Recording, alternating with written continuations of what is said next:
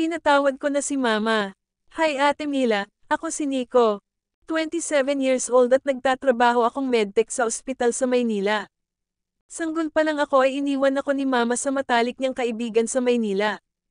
OFW ang biological mother ko at nabuntis siya sa ibang bansa. Hindi ko alam kung ano ang kwento ng buhay ni Mama kung paano siya nabuntis. Simula nang iwan ako ni Mama ay nagkikita lang kami sa tuwing uuwi siya ng Pilipinas. Hindi ko rin alam na siya ang mama ko. Ang alam ko lang ay kaibigan siya ni Mommy ang kinalakihan kong ina. May kapatid ako kay Mommy si Ate Jonah. Si Mommy lang ang nagtaguyod sa amin ni Ate dahil patay na si Daddy bata pa lang ako.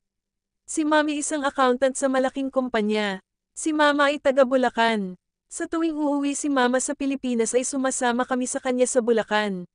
Simula bata pa lang ako ay pinapadalhan ako ni Mama ng pera para sa pag-aaral ko. Pero hindi ko alam yon. First year college ako nang magkasakit si Mama. Umuwi siya ng Pilipinas dahil may sakit siyang leukemia. At doon nila pinagtapat sa akin ang katotohanan tungkol sa pagkatao ko. Nasaktan ako ng sobra. Hindi ko magawang sisihin si Mommy dahil malaki ang utang na loob ko sa kanya sa pagpapalaki niya sa akin. Lalo pat mahal na mahal niya ako. Na parang tunay na anak. Siya rin ang kinagisnan kong ina kaya mahal na mahal ko siya. Hindi ko magawang magalit kay Mama dahil may taning na ang buhay niya. Nanlumo ako. Marami akong tanong. Bakit hindi sinabi sa akin ng mas maaga para makasama ko pa si Mama ng mas matagal? Sino ba ang papa ko? Anong nangyari kay Mama noon?